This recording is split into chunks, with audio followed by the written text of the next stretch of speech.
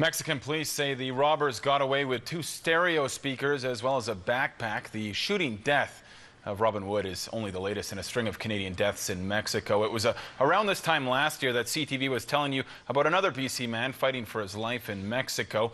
He was shot at while visiting the country, but unlike Robin Wood, he made it home alive. They've been called cases of people being in the wrong place at the wrong time, and while that might be true, it doesn't appear to be enough to sway tourists. If there is a black cloud over Mexico, it likely won't stay for very long.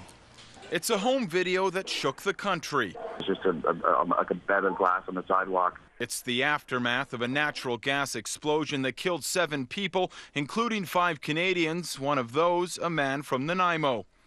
3 months after the explosion, we met Mike DeLorenzo. I understood right away that I had to run for cover. The Penticton man was hit in the leg by gunfire as he walked down a Mazatlan street with his wife. The target, a gangster. And despite the 2 incidents, Mexico's image as a tourist hotspot seems to be largely unchanged. The most popular spot as a vacation destination for anyone on the Vancouver Island especially. And even after the murder of Robin Wood, travel agents see it as another isolated incident. You hear the police reports, and it's not uncommon in an area like that. It happened to be a Canadian. It very well, in times past, are Mexican upon Mexicans. The agency admits the deaths have some travelers raising concerns about Mexico, but say often it's nothing a good deal can't fix. I've heard of stories like this before, so it doesn't concern me anymore because the person was from Salt Spring. What about Mexico? Nah, too dangerous down here. Don't want to get shot. Yeah, I think it's a concern and something to consider, but I think that it's still a rare occurrence, even though we hear a lot about it. In Vancouver, departure boards at the airport are lit up with Mexico-bound flights.